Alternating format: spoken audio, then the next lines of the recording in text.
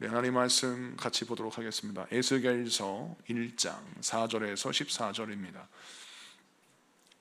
에스겔 1장 4절에서 14절까지 말씀, 구약성경 1151페이지 1151페이지 에스겔서 1장 4절에서 14절까지 말씀입니다.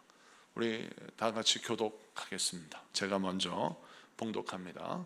내가 보니 북쪽에서부터 폭풍과 큰 구름이 오는데 그 속에서 불이 번쩍번쩍하여 빛이 그 사방에 비치며 그 불 가운데 단쇠 같은 것이 나타나 보이고 그 속에서 내 생물의 형상이 나타나는데 그들의 모양이 이러하니 그들에게 사람의 형상이 있더라. 그들에게 각각 내 얼굴과 내 날개가 있고 그들의 다리는 곧은 다리요 그들의 발바닥은 송아지 발바닥 같고 광낸 구리같이 빛나며 그 사방 날개 밑에는 각각 사람의 손이 있더라. 그 네 생물의 얼굴과 날개가 이러하니 날개는 다 서로 연하였으며 갈 때에는 돌이키지 아니하고 일제히 앞으로 곧게 행하며 그 얼굴의 모양은 넷의 앞은 사람의 얼굴이요 넷의 오른쪽은 사자의 얼굴이요 넷의 왼쪽은 소의 얼굴이요 넷의 뒤는 독수리의 얼굴이니 그 얼굴은 그러하며 그 날개는 들어 펴서 각기 둘씩 서로 연하였고 또 둘은 몸을 가렸으며 영이 어떤 쪽으로 가면 그 생물들도 그대로 가되 돌이키지 아니하고 일제히 앞으로 곧게 행하며 또 생물들의 모양은 타는 숯불과 횃불 모양 같은데 그 불이 그 생물 사이에서 오르락내리락 하며 그 불은 광채가 있고 그 가운데에서는 번개가 나며 다 같이 그 생물들은 번개 모양같이 왕래하더라. 아멘. 할렐루야. 자, 오늘은 에스겔서 1장 4절에서 14절까지 말씀을 통해서 내 생물의 환상의 성경적 의미라는 제목으로 말씀을 증거할 때 많은 은혜 받는 시간 되기를 바랍니다. 오늘 말씀은 성경을 이제 해석하는 것에 집중하고 그 성경 해석을 통해서 우리가 또 어떤 은혜를 나눠야 될지를 같이 나누도록 하겠습니다. 특별히 성경 통독을 읽는 범위가 또 에스겔서기 때문에 여러분 에스겔서에서 관심이 있을 것입니다. 에스겔서를 보면 분량도 많지만 에스겔서는 온통 환상의 말씀으로 쓰여져 있습니다. 그래서 에스겔서를 해석할 때 잘 해석하는 것이 중요합니다. 잘못 해석하면 정말 3000% 빠지는 거예요. 그래서 성경을 해석할 때, 특별히 환상을 해석할 때에는 성경적인 의미를 잘 살펴서 올바른 해석을 하고 그 해석을 통해서 은혜를 받아야 합니다.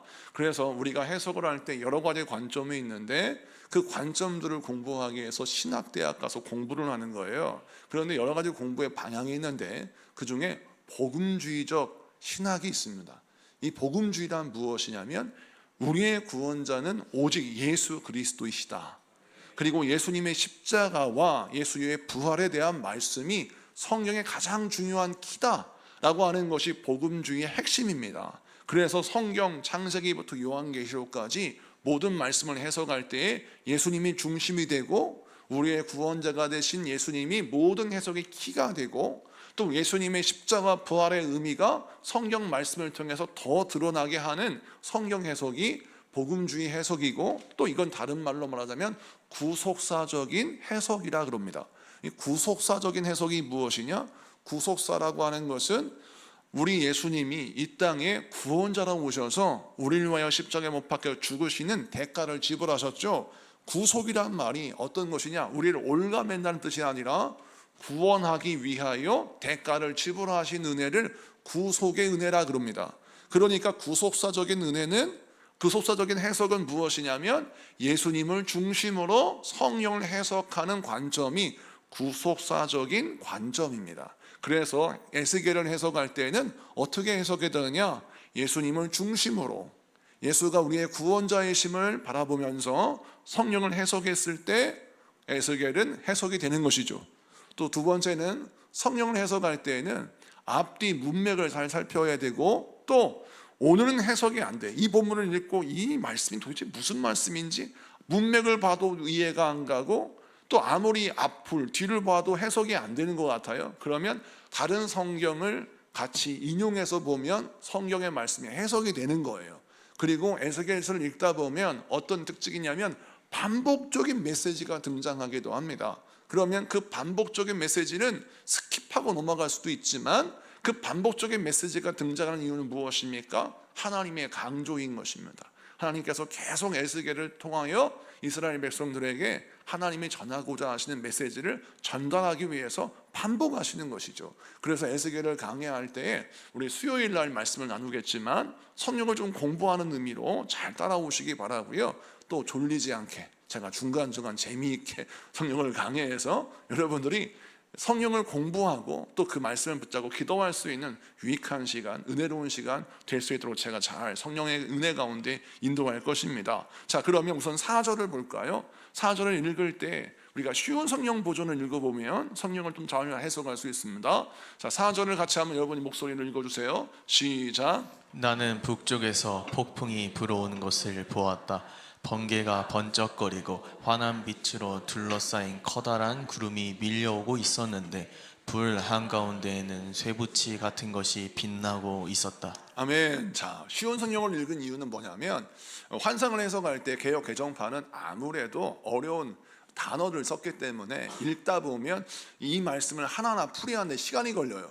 사실은 그렇게 하면 시간이 걸리기 때문에 시간을 빨리 하기 위해서 쉬운 성경을 인용하는 겁니다. 그러니까 여러분 개역 개정판을 보고 쉬운 성경을 같이 보면 해석이 더 원활하게 되는데 오늘 말씀 보니까 하나님이 에스겔을 부르시고 그에게 사명을 주시기 위하여 말씀하실 때 우선 사명을 주시며 어떻게 주의 일을 감당하라 라고 말씀을 구체적으로 하시기 전에 오늘 에스겔서 1장을 통해서 하나님의 환상을 보여주세요. 근데 그 환상의 스타트가 뭐냐면 북쪽에 아주 시커먼 먹구름이 막 몰려오는 겁니다.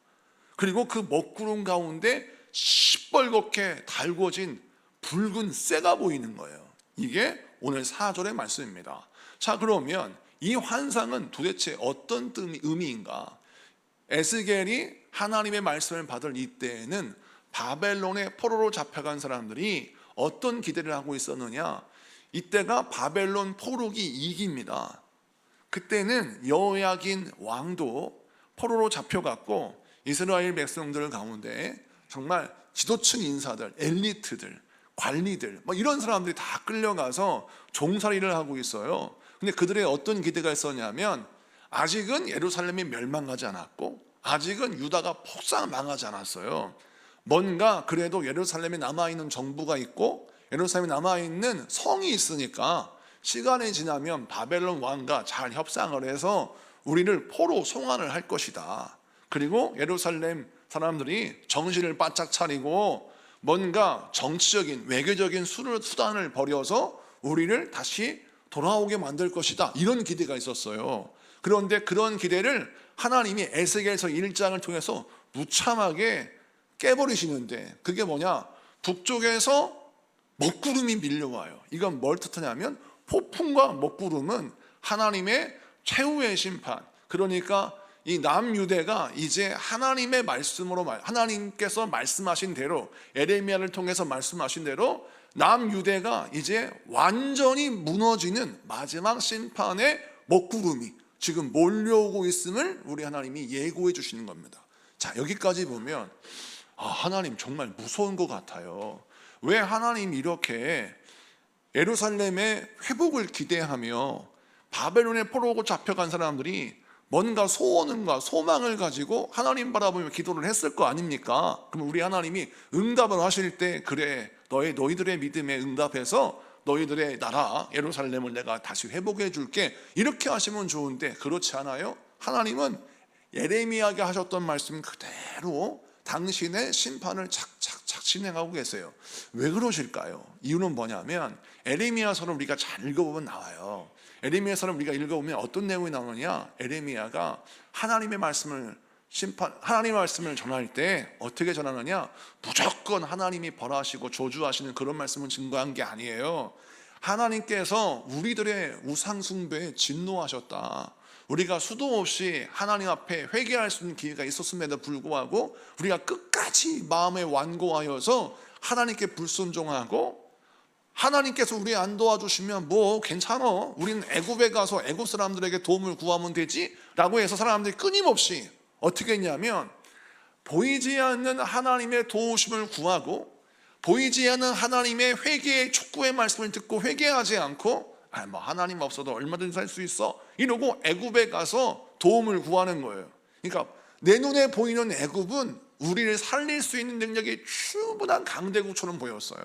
그러니까 우리가 생각할 때에는 자, 북한과 남한이 있는데 북한이 곧 우리나라를 침공할 것 같은 거예요. 그러면 우리가 하나님 앞에 회개하고 돌이키고 하나님이 원하시는 방법으로 문제를 풀어가야 되는데 그렇지 않고 뭐 북한이 내려온다 하더라도 저희 중국에게 도와주면 되지, 중국을 향해 가서 우리가 좀 우리 도움을 구하면 되죠, 미국에 가서 우리가 도움을 구하면 되지, 일본에 가서 우리가 도움을 구하면 되지, 이렇게 항상 인생의 대안을 갖고 있는 거예요. 여러분, 삶의 대안을 갖고 있는 것은 나쁜 게 아니에요. 그러나 하나님이 원하시는 신앙은 무엇이냐면 내가 나의 인생의 문제를 해결할 수 있는 다른 대안이 있다 할지라도 하나님이 아니면 안 됩니다 라고 하는 진실한 믿음을 하나님이 요구하시는데 이스라엘 백성들은 항상 막다른 골목으로 가도 하나님 아니면 얼마든지 할 수 있는 다른 대안을 붙잡으니까 하나님이 그들의 대안을 다 끊어버리시는 거예요.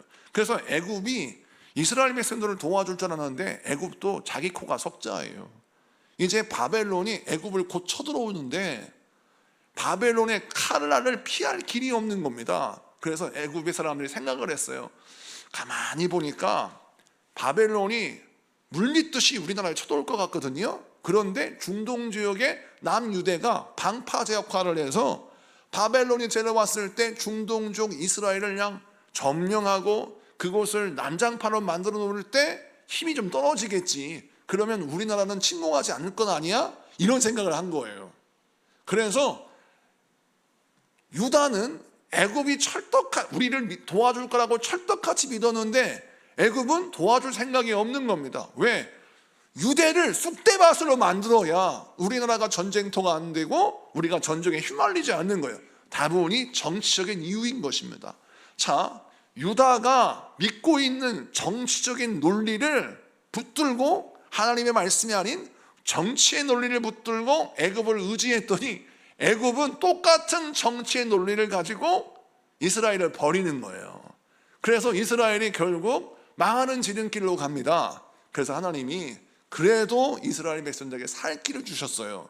그게 뭐냐면 바벨론에 우선 항복해라. 그러면 내가 너희를 재기할 수 있는 기회를 줄게.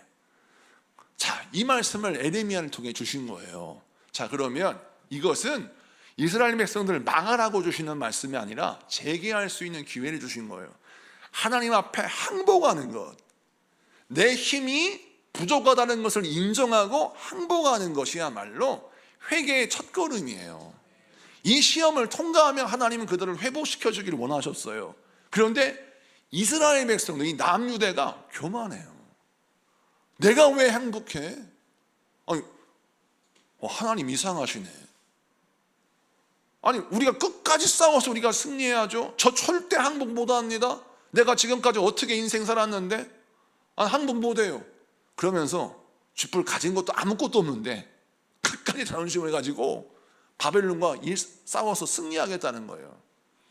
이것은 겉으로 보면 애국심이고 속내를 보면 교만이에요. 항복도 주의 뜻을 따라 행하면 복이 될 줄로 믿습니다. 사랑하는 성도 여러분, 항복과 양보가 우리에게 재앙이 아니에요. 우리가 생각할 때 인본주의로 보면 항복? 아이고, 그거 참 부끄러운 짓이고 실패하는 사람들이 하는 짓이라고 생각하는데 하나님은 항복이라는 메시지를 에레미야를 통해 주시면서 이것이 살 길이라는 걸 알려주십니다. 왜 그럴까요? 왜 하나님은 항복이라는 것, 포기라는 것, 이게 잘못된 것이고 부정적인 것 같은데 왜 항복이라는 선택을 가장 선한 선택이라고 말씀하실까? 이유는 교만한 사람이 깨져야 구원의 길로 갈 수 있기 때문에 그렇습니다. 내가 하나님의 권능 앞에 무릎을 꿇어야 돼요. 그래야 삽니다. 그런데 끝까지 우리는 교만해요. 하나님 앞에 항복을 하지 않아. 내가 가지고 있는 조그만 어떤 자존심, 내가 가지고 있는 그 힘, 그걸로 어떻게 하든지 나의 존재감을 발휘하고 싶은 거예요.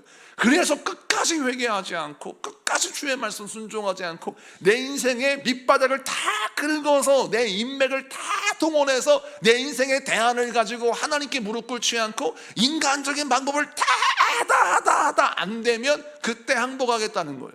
근데 이미 늦는다는 겁니다.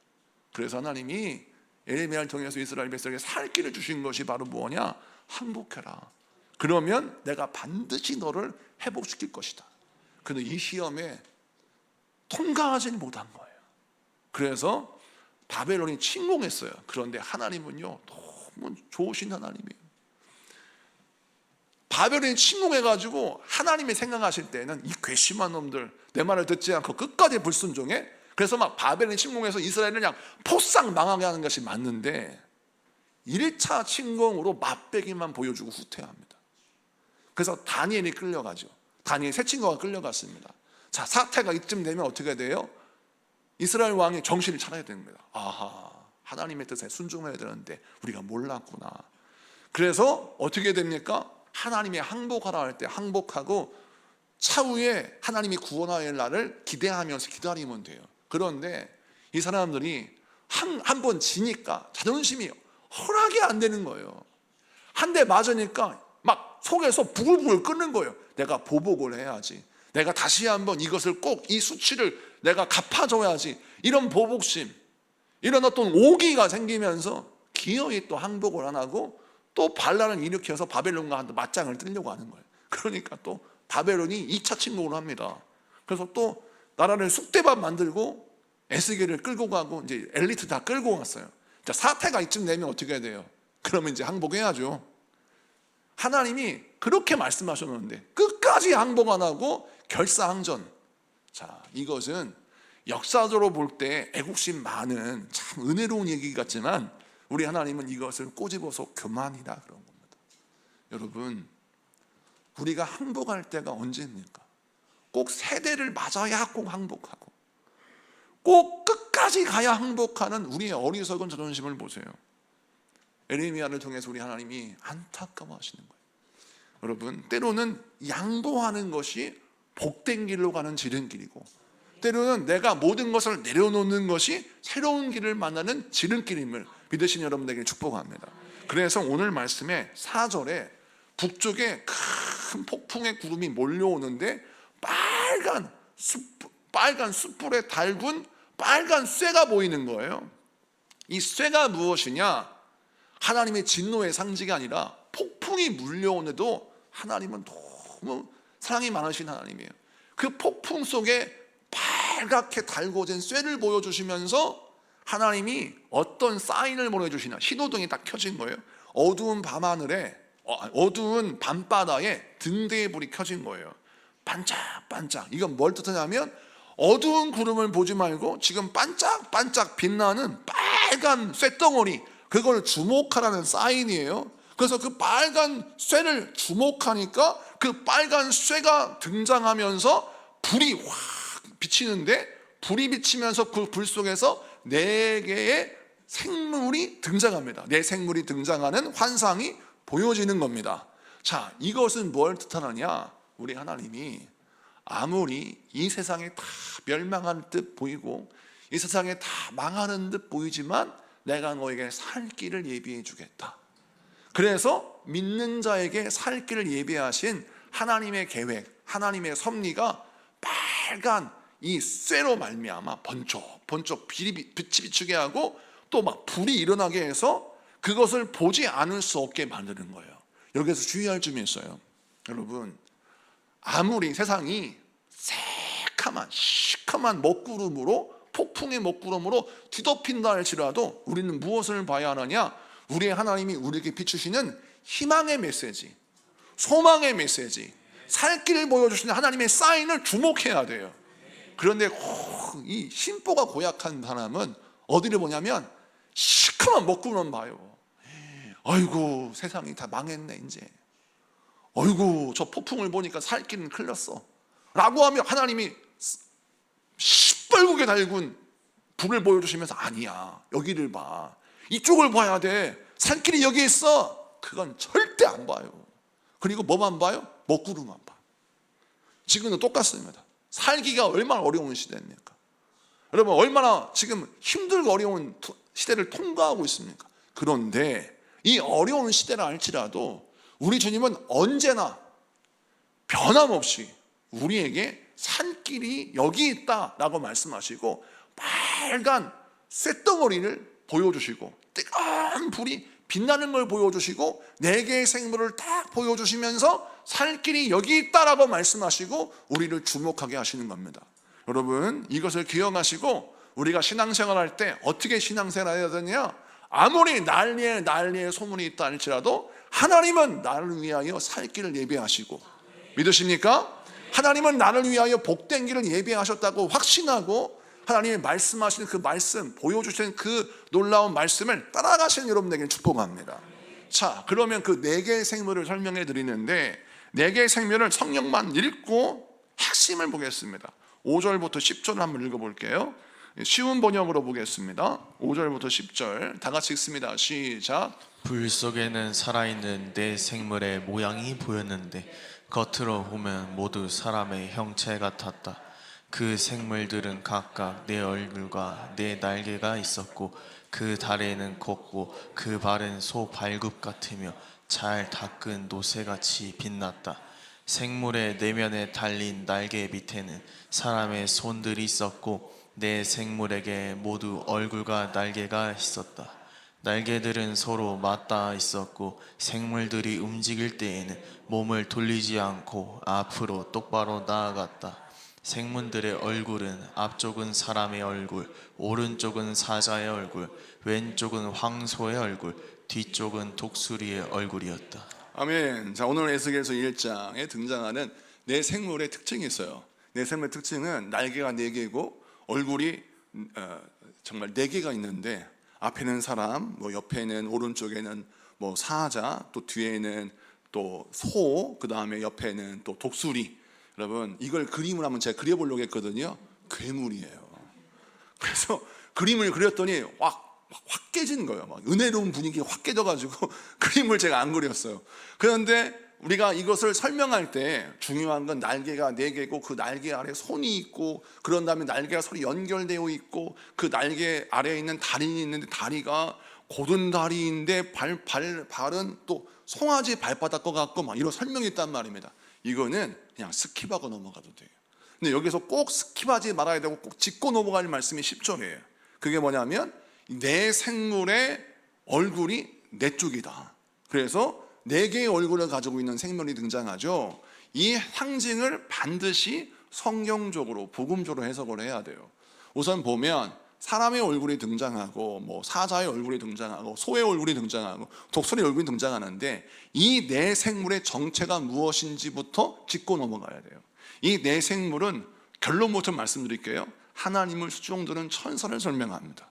그래서 다른 성경에 보면 이 에스겔서에 등장하는 이 4생물은 성경에 말하는 그룹 천사다라고 합니다. 그룹이라고 하는 게 영어로의 그룹이 아니라 이 그룹은 그냥 히브리어로 하나님을 수종드는 천사들을 일컫는 특수한 명사입니다.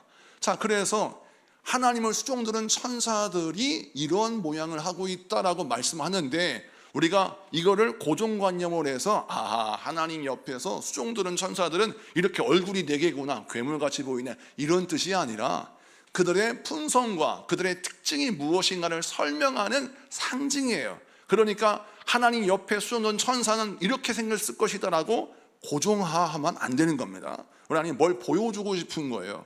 하나님이 심판 가운데 같이 오십니다. 여러분 생각을 해보세요. 심판의 먹구름이 밀려오는데 그 가운데 하나님의 임재가 우리에게 임해요. 그리고 하나님을 수종드는 천사들이 그 먹구름과 그 수많은 심판 가운데서 왔다 갔다 일합니다. 그것을 잘 보세요. 아니, 심판의 먹구름이면 하나님도 해를 당해야 되는 게 맞잖아요. 여러분, 폭풍 속에 우리가 들어가면 우리가 해를 입잖아요. 바람이 불고 또 세찬 비바람이 몰아치면 우리가 그 비바람 때문에 홍수 피해를 겪고 하지 않습니까? 환경이 심판의 환경이고 환경이 지금 재앙이 임했는데, 그런데 아무리 심판의 먹구름이 와도 하나님의 임재를 보니까 어떠한 영향도 받지 않는 거예요. 그리고 하나님을 수종드는 천사들은 그 심판의 먹구름 속에서도 자유롭게 날개짓을 하며 하나님을 잘 섬기고 있는 거예요. 이 장면을 통해서 우리 하나님이 우리에게 뭘 보여주시냐면, 하나님을 섬기는 수많은 믿음의 백성들, 환난을 당하는 듯 하나, 폭풍이 밀려오는 듯 하나, 주님 곁에 수종 들고 주님을 예수의 마음으로 섬기는 그 모든 사람들은 절대 해를 받지 아니하고 그들이 안전하게 지킴받는다는 것입니다. 이것을 잘못 오해하면, 아하, 예수 믿는 사람들은 어려움도 안 당하고 환난도 안 당하고 고난도 안 당한다, 그런 이야기가 아니라, 이 말씀 무슨 뜻이냐? 아무리 재앙과 핍박과 박해와 고난이 찾아온다 할지라도 하나님의 백성들의 믿음을 꺾을 수가 없다는 거예요. 하나님 곁에 선 우리의 자리를 빼앗아 갈 수가 없다는 거예요. 세상의 질병이 하나님의 임재 가운데 있는 여러분의 인생의 자리를 빼앗아 갈 수 없어요. 여러분, 하나님의 보좌 앞에 기도하는 여러분의 기도를 세상에 꺾을 수가 없다는 겁니다. 아무리 슬픔과 고통과 아픔이 와도 여러분의 기도의 자리를 세상에 빼앗아 갈 수 없고 꺾을 수가 없으니까, 이 말씀을 통해서 뭘 보여주십니까? 심판의 먹구름이 오는 것 같아도, 환난의 먹구름이 오는 것 같아도, 내 인생이 앞이 보이지 않는다 할지라도 그것이 나의 인생의 축복했던 자리, 우리 가정의 복된 자리를 빼앗을 수 없다. 그러므로 낙심하지 말아라.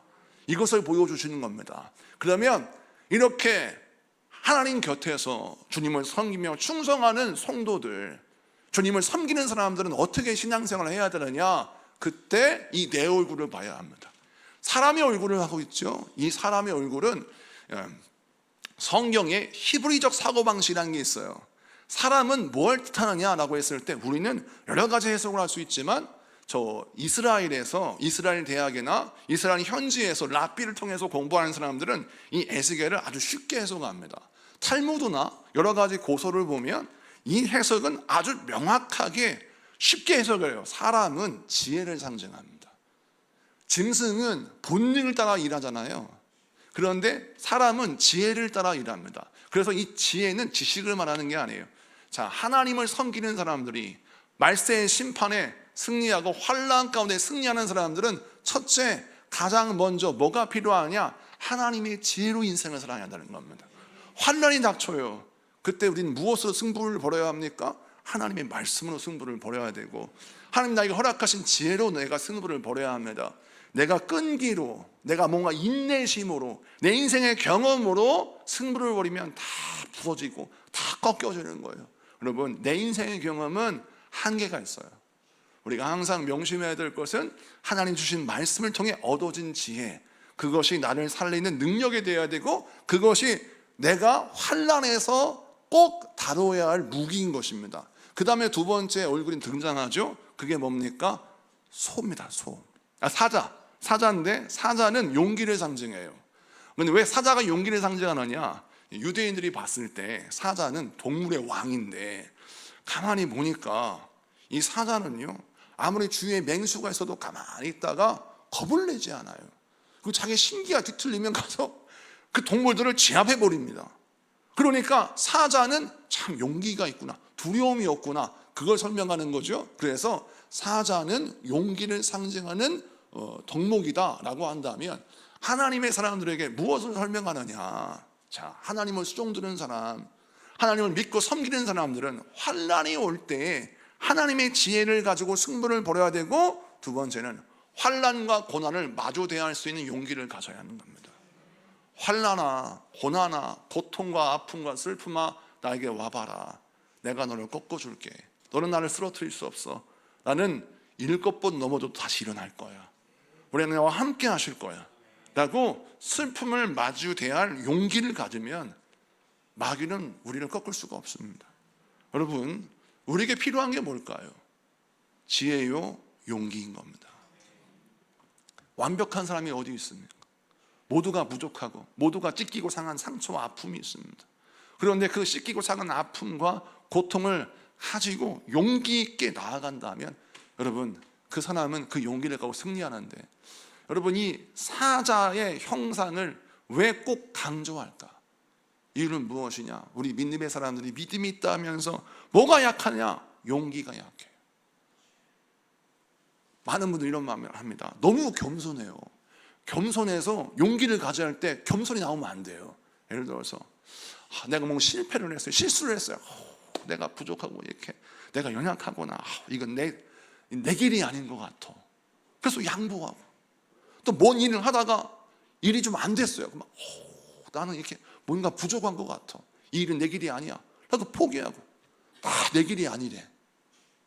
이게 잘못된 겸손이에요. 여러분, 용기란 무엇이냐? 나의 실패와 실수를 마주 대하며 내가 이렇게 부족하고 이렇게 연약하구나, 그러니 하나님의 은혜가 필요해 라고 무릎 꿇는 용기가 필요하고, 나의 실패를 덤덤하게 마주 대할 수 있는 그런 용기를 가져야 돼요. 그런데 많은 사람들이 완벽해야 쓰임받는다고 착각해요. 그렇지 않습니다. 모든 사람들은 부족한 가운데 쓰임받아요. 야곱을 보세요. 야곱의 인생을 보면 참 부족함 투성입니다. 야곱의 인생을 여러분 읽어보십시오. 얼마나 위태위태합니까? 성령을 넣는 우리도 어떻게 그 다음 장이 이미 다 알고 있지만 그 다음 장이 넘기기가 힘들어요. 어떻게 야곱은 주위 사람들이, 형은 분노 조절 장애자고, 아버지는 에서만 좋아하는 편애주의자고, 또 외삼촌 라반은 어떻게 만나도 사기꾼을 만나고, 어떻게 자식들은 속을 썩이고, 하여튼 간에 야곱의 인생을 보면 한 장 한 장 넘기기가 힘들고 어려운 인생의 환경인데, 그런데 하나님이 그를 빚어가시는 걸 보세요. 정말 은혜로 빚어가시잖아요. 축복으로 빚어가시잖아요. 그런데 야곱의 인생을 가만히 보면서 참 놀라운 건요, 한 번도 자기 인생을 포기하거나 놓지를 않아요. 하나님이 이끌어 줄 줄 믿고 끝까지 갑니다. 그래서 하나님이 결국 그와 씨름해 주시고 그에게 져주세요. 야복강가에서 그가 하나님과 씨름할 때 얼마나 이게 어처구니 없는 현상입니까? 하나님과 씨름해서 이기겠다는 게 이게 가당키나 하는 말이에요. 그런데 이런 일을 저지르는데 하나님이 그에게 져주시죠. 왜 져주실까요? 저 이 말씀을 정말 많이 묵상하는데 가만히 보니까 야곱이 형을 에서를 이겨먹으려고 팥죽 한 그릇에 속여서 장작고를 뺏었고, 형을 이겨먹으려고 아버지를 속여서 기도도 받았어요. 근데 결국 형에게 줬어요.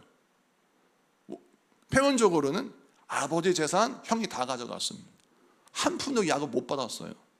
그리고 하나님께서 허락하신 장자의 축복을 받았던 것 같지만 자기는 지금 외삼촌 라반의 집에서 여태까지 정말 죽을 고생하면서 자기 집에 돌아가려고 하는데, 돌아가는 것도 걱정이야. 형 에서가 나를 죽일 것 같은 거야. 그러니까 내가 계획한 계획이 다 성공이 된 게 아니라 다 실패처럼 느껴져요. 외삼촌 라반의 집에 갔죠. 정말 눈에 넣어도 안 아픈 라헬을 사랑했습니다. 라헬을 위해서 무엇을 각오합니까? 7년 종살이를 각오해요.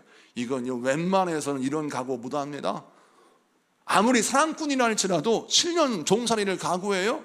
그런 7년 종살이를 각오하고 결혼을 했는데, 결혼해 보니까 라헬이 아니라 레아예요. 분노할 일이죠. 결혼도 내 마음대로 안 돼요. 그래서 라헬과 결혼하겠는데 레아랑 결혼해서 인생에 절망이 왔어요.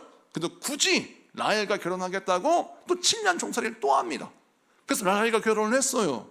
그런데 여러분 알다시피 그에게 행복이 있었냐고요. 라헬과 결혼하면 진짜 행복할 줄 알았어. 그런데 행복은커녕 고생의 연속이었고, 라헬은 또 오다가 길에서 죽습니다. 그러니 야곱의 인생은 사랑도 내 마음대로 안 돼. 하나님이요, 그게 져주세요. 이유가 뭔지 아세요? 네가 세상 만사가 다 네 마음대로 안 돼도 하나님은 너에게 져줄 수 있어. 너 사업도 네 마음대로 안 됐지, 사랑도 네 마음대로 안 되지, 자식도 네 마음대로 안 되지, 네 인생 네 마음대로 하는 게 하나도 없지. 그런데 말이야, 네가 나와 함께 있으면 내가 너한테 져줄 수 있단다. 하나님이 져주시는 거예요.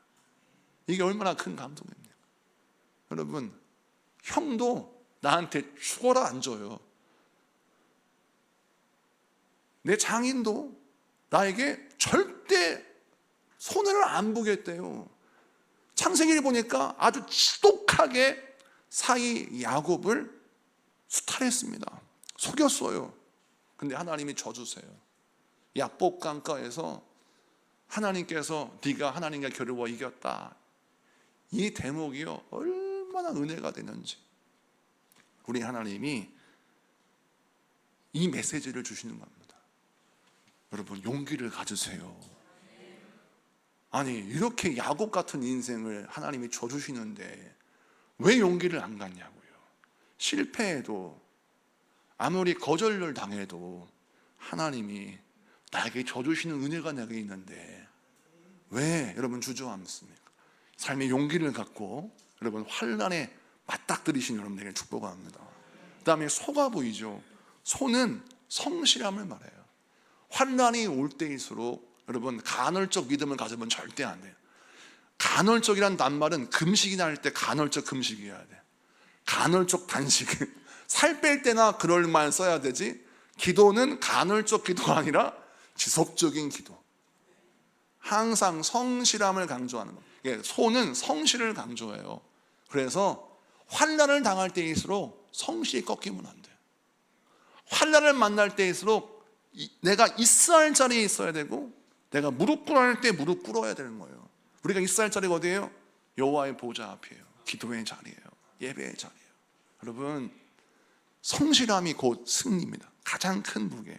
독수리는 뭘 뜻하면 민첩함을 말해요.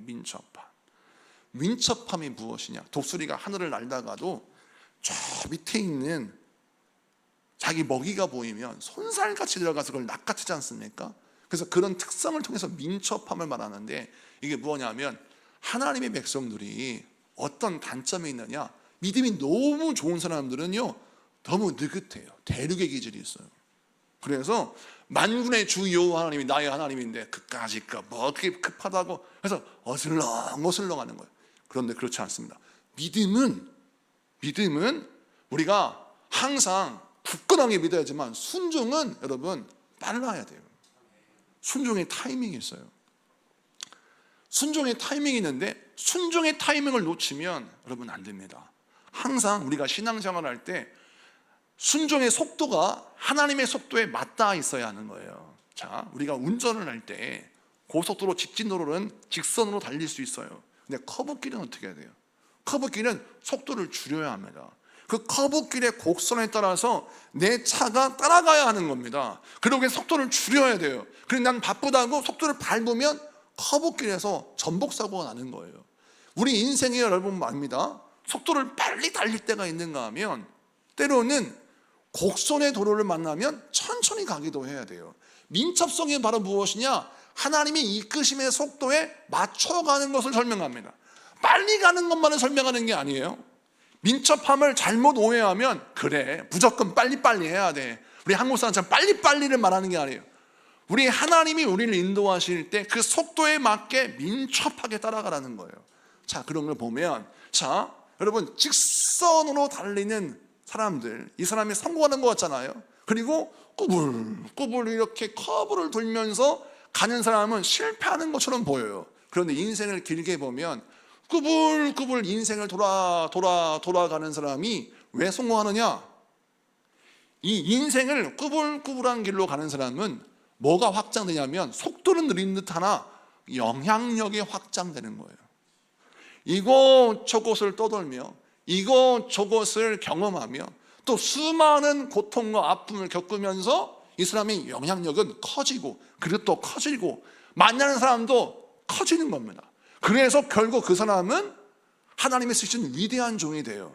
그런데 직선 길로 아무런 문제 없이 엘리트 코스로 가는 사람의 여러분 인생은 어떻게 될 것 같아요? 막 성장하는 듯 하나 추락하면 인생 다 끝난 것처럼 좌절해 버리는 겁니다. 그래서 우리 지구촌 소망교회는 어떻게 신앙생활을 해야 되냐면, 직선으로 가든 아니면 커브길을 가든 하나님이 인도하시는 대로 하나님의 속도에 맞춰서 잘 따라갈 때 그것이 바로 민첩성이라는 것입니다. 자, 그렇다면 하나님을 섬기는 믿음의 사람들, 환난에서 건진받고 승리하는 사람들, 네 가지 특성: 지혜, 용기, 그 다음에 우리 하나님이 우리가 허락하신 성실, 그리고 민첩함. 이 네 가지를 탑재하고 있었을 때 그 사람은 반드시 환난에서 생존할 것이다. 환난에서 건진받을 것이다. 환난에서 반드시 넌 승리할 것이다 라는 메시지를 지금 주고 계시는 가운데 있는 겁니다. 그리고 여러분, 시간이 너무 많이 갔어요. 벌써 46분이에요 13절 한 절 말씀은 끝나겠습니다. 13절 한 절 보겠습니다. 시작. 생물들 사이로 마치 활활 타는 숯불이나 횃불과 같은 불이 왔다 갔다 했는데 그 불은 밝았으며 가운데서 번개 같은 것이 번쩍였다. 아멘. 자, 이게 무슨 말이냐면 원래는 11절부터 14절까지 말씀을 읽어야 되는데, 불이, 내 생물이 이렇게 네 개의 얼굴을 하고 날개짓을 하고 날아다니는데 그 불이 이 생물들 사이에 역사하고 있는 겁니다. 그런데 이 생물 사이에 역사하는 이 불이 그들을 이끌고 그들을 인도하더라는 거예요. 이 내용이에요. 자, 그럼 이 불은 뭘 뜻해요? 여러분 다 알죠? 성령의 불을 설명합니다. 할렐루야. 내 생물이 움직이는 힘은 성령에 의해서 공급되고 있다는 거예요. 그러므로 여러분, 우리가 이 네 개의 지혜, 용기, 그다음에 또 근면함, 성실, 그다음에 민첩함, 이런 걸 가지고 있다 할지라도 성령의 능력을 공급받지 못하면 우리는 결국 지치거나 탈진하거나 넘어질 수 있다는 거예요. 그래서 우리 신앙생활 할 때 항상 결론은 무엇입니까? 그래서 영적인 힘을 공급받아야 합니다. 그래서 우리가 기도해야 하는 것이죠. 오늘 이 자리에 나오신 여러분들 얼마나 은혜를 삼아 이 자리에 나왔습니까? 수요예배는 영적인 은혜를 공급받는 시간이에요. 하나님의 능력이 공급받는 시간입니다. 우리 하나님 여러분을 살리기를 원하십니다. 이 말씀 붙들고 성령이여 나에게 능력을 허락해 주시어서 하나님, 나도 네 개의 얼굴을 가지고 인생을 살게 하여 주시옵소서. 환난 때에 건진받게 하시고 생존하게 하시고 고난을 뚫고 일어나게 하시며 내 인생이 꾸불꾸불한 길을 방황하고 돈다 할지라도 나의 방황하는 모든 그 고난의 여정들이 나의 인생의 영향력의 확장이 되게 하여 주시옵소서. 기도하여서 여러분의 고난이, 여러분의 상처와 슬픔이 여러분의 인생의 별이 되고 여러분 인생의 디딤돌이 되고 여러분 인생 가운데 놀라운 간증의 역사가 임하는 통로가 될 줄로 믿습니다. 이 말씀 붙들고 우리 같이 기도하도록 하겠습니다. 우리 찬양하겠습니다. 깊어진 삶을 주께.